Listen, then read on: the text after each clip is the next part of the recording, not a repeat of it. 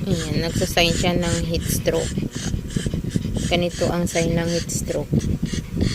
Masyadong mainit. So, mayroon akong ganyan. Pinatayan ko na ng ilaw yung mga puppies. Ayan, pero hindi ko siya na ano ng electric fan. Dito lang siya kay Bata. Ayan.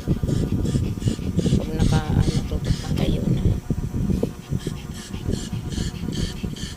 So, binabasa ko ng towel yung kanyang ulo. Kaya ayan, basa yan. Lagi kong binabasa.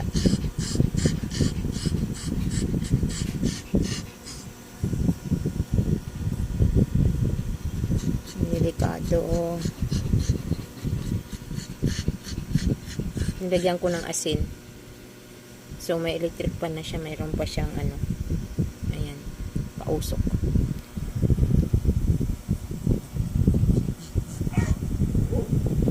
Tinalian ko to kasi baka matumba, matapon. Kaya ayan, may tali. Kaya yan. Kaya yan. Medyo malamig na. Wala nang ilaw. Kaya wala nang init. So, good luck na lang sa mga papi. Mainit naman ang panahon. Hindi naman malamig. Kaya okay na yan sa kanila yung temperature. Mainit naman yung tiyan ni Yuna. Nadidi.